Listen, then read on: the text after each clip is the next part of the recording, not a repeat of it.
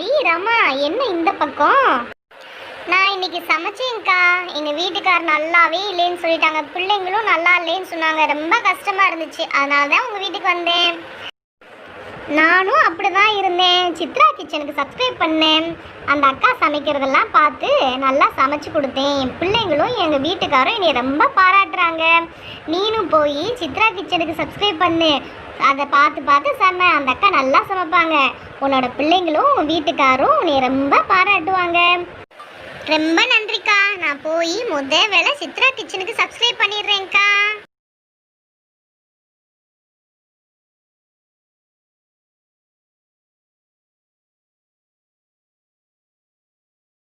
Sunday special vada curry.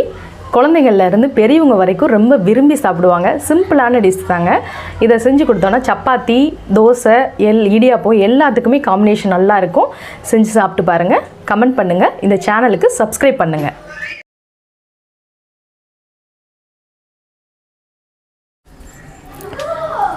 Welcome to Chitra kitchen. இன்றைக்கி நம்ம பார்க்க போகிறது வடகரி தாங்க பார்க்க போகிறோம். வடகரி செய்கிறதுக்கு, வடகரின்னு ஒன்றையே அசைவம் நினச்சிடாதீங்க, சைவம் தாங்க. இன்றைக்கி கடலைப்பருப்பு வச்சு தான் பார்க்க போகிறோம். ஒரு கப் கடலைப்பருப்பு எடுத்து நான் ஒரு 1 ஹவருக்கு முன்னாடி நான் நல்லா ஊற வச்சுருக்கேன். இதை அப்படியே மிக்சரில் போட்டுக்கலாம். இதில் வந்து ஒரு சொட்டு தண்ணி கூட இல்லாமல் தான் நம்ம வந்து வடிகட்டி மிக்சரில் போடணும். நல்லா தண்ணி இல்லாமல் நல்லா இருத்தாச்சு. இப்போ நம்ம மிக்சியில் போட்டுக்கலாம். இது பண்ண போட்டாச்சு. இப்போ இதோட 3 பச்சை மிளகாய், ஒரு துண்டு இஞ்சி, பூண்டு ஒரு 6 பல்லு பூண்டு போட்டிருக்கேன். கொஞ்சமாக சோம்பு போட்டுக்குவோம். இப்போ நல்லா அரைச்சிட்டு வந்துடுறேன். இப்போ அரைச்சி எடுத்துகிட்டு வந்தாச்சு. பாருங்கள், இந்த மாதிரி தண்ணி படாமல் இந்த மாதிரி பதத்தில் அரைச்சி எடுத்து வந்துக்கலாம். இப்போ இதை ரெடி பண்ணுறதுக்கு முன்னாடி அடுப்பு பற்ற வச்சு இப்போ அதுக்குள்ளே நம்ம எண்ணெயை காய வச்சுக்கலாம்.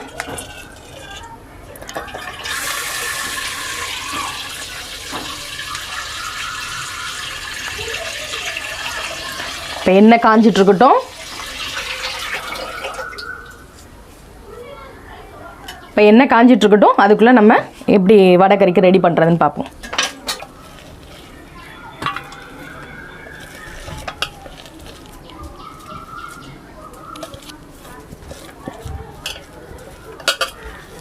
இப்போ வெங்காயம் நறுக்கி வச்சுருக்கேன். ஒரு கை அளவு வெங்காயம் போட்டுக்கலாம்.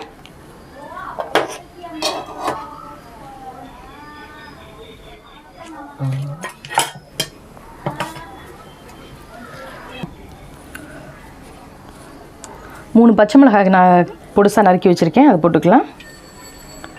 கருவேப்பிலை, கொத்தமல்லி,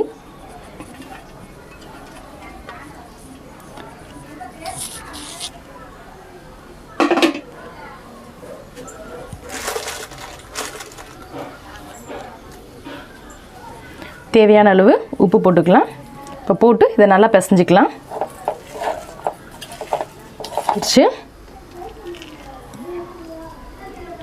இப்போது நம்ம இந்த மாதிரி பீஸ் பீஸாக எடுத்து நம்ம போடுவோம்.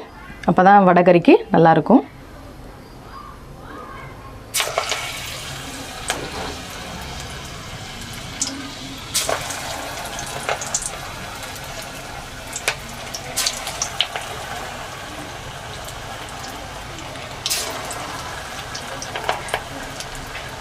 இந்த மாதிரி செஞ்சு கொடுத்தா குழந்தைங்க நல்லா விரும்பி சாப்பிடுவாங்க.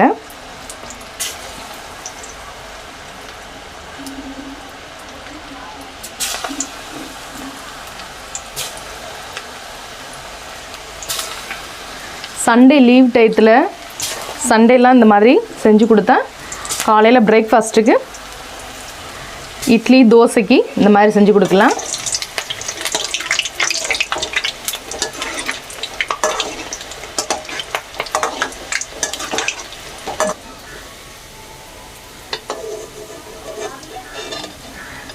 இந்த பதம் வந்த உடனேயே, இந்த மாதிரி கலர் சேஞ்ச் ஆனோடனே எடுத்துடலாம்.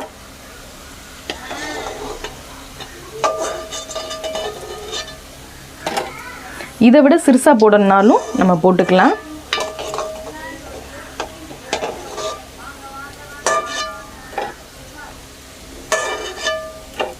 போடுறது அதை விட கொஞ்சம் சிறுசாகவே போட்டுக்கிறேன். குழந்தைங்க இருந்தாங்கன்னா சின்னதாக போட்டோம்னா டக்குனு அவங்க எடுத்து ஒவ்வொரு இதாக எடுத்து சாப்பிட்றதுக்கு நல்லாயிருக்கும்.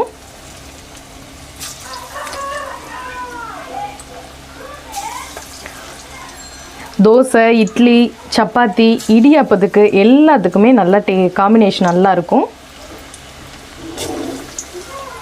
இப்போ நல்லா பொரிச்சு எடுத்துக்கிட்டாச்சு. நல்லா கிறிஸ்பியான வடகரி ரெடி ஆயிடுச்சு. இப்போ நம்ம கிரேவி எப்படி செய்கிறதுன்னு சொல்லிட்டு பார்ப்போம். அடுப்பு பற்ற வச்சுருக்கேன்.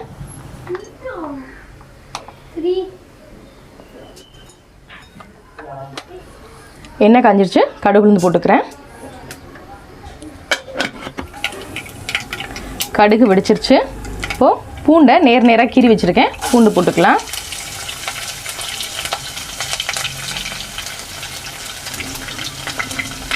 கொஞ்சமாக இஞ்சி சேர்த்துக்கலாம்.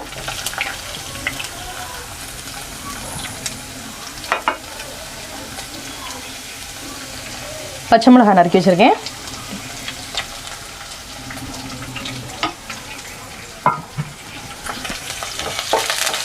லேசாக வதக்கி விட்டுட்டு இப்போ நறுக்கி வச்சுருக்கிற வெங்காயம் போட்டுக்கிறேன்.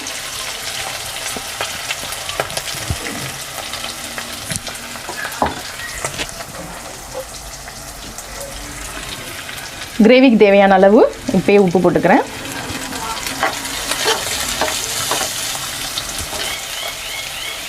கருவேப்பிலை போட்டுக்கலாம். சண்டே வந்து இந்த குழந்தைங்களுக்கு வந்து இப்படி செஞ்சு கொடுத்தீங்கன்னா நல்லா விரும்பி சாப்பிடுவாங்க.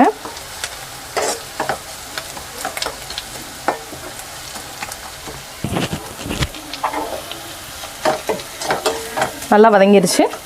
இப்போ நம்ம தக்காளி நறுக்கி வச்சுருக்கேன். 4 பழம் நறுக்கி வச்சுருக்கேன். இப்போ நம்ம இந்த இதுக்கு வந்து புளி சேர்க்கலை, அதனால் கொஞ்சம் எக்ஸ்ட்ராவே தக்காளி சேர்த்துக்கோங்க.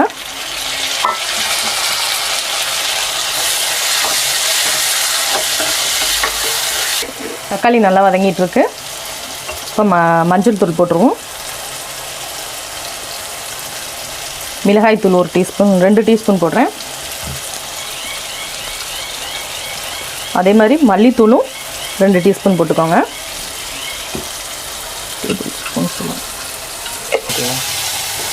நல்லா வதக்கி விட்டுக்கலாம். இதுக்கு குழம்பு மிளகாய் தூள் எதுவும் தேவை கிடையாது. மல்லித்தூள், மஞ்சத்தூள், மிளகாய்த்தூள் இது 3 மட்டும் போட்டாலே போதும். நல்லாயிருக்கும். நல்லா வதங்கிருச்சு. என்ன நல்லா பிரிஞ்சு வருது. இப்போது தண்ணி ஊற்றிக்கலாம்.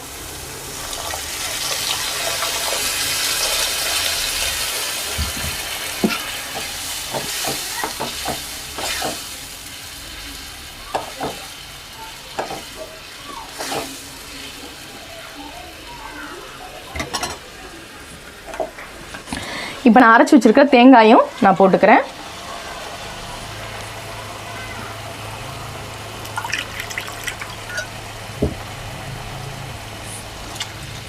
இது கொஞ்சம் தண்ணியாக தான் இருக்கணும். அந்த நம்ம வடையை போட்டுட்டோன்னா அது ஆறுனதுக்கப்புறம் உப்பி ரொம்ப திக்னஸ் ஆயிரும்.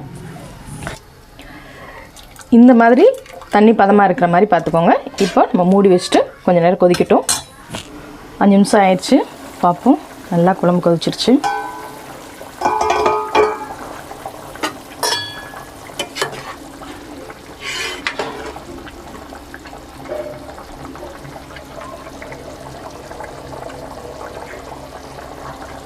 நல்லா குழம்பு கொதிச்சிருச்சு.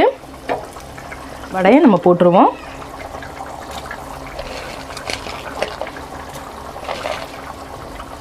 இது சப்பாத்திக்கு, இடியாப்பத்துக்கு, தோசைக்கு, இட்லிக்கு சாப்பிட்றதுனால கொஞ்சம் தண்ணியாக இருந்தால், ரொம்ப கெட்டியாக இருந்தால் சாப்பிட முடியாது. கொஞ்சம் தண்ணியாகவே இருக்கட்டும்.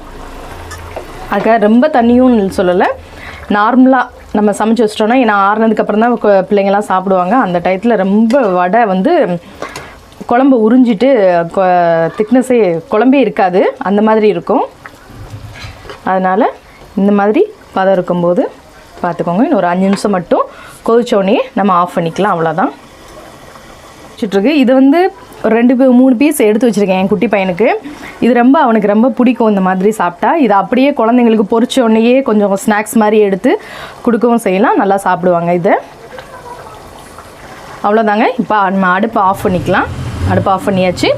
மூடி வச்சுட்டு நம்ம பிள்ளைங்களுக்கு கொடுக்கலாம். ஒரு 10 நிமிஷம் ஆனோடனே அந்த வடை வந்து அந்த குழம்பு நல்லா அப்சர்வ் பண்ணிக்கினதுக்கப்புறம் சாப்பிட்டோம்னா இன்னும் நல்லா ருசியாக இருக்கும். இப்போ எப்படி இருக்குன்னு பார்ப்போம். பாருங்கள், அந்த வடை வந்து குழம்பெல்லாம் எவ்வளோ தண்ணியாக இருந்துச்சு, குழம்பெல்லாம் இது பண்ணி உறிஞ்சிருச்சு.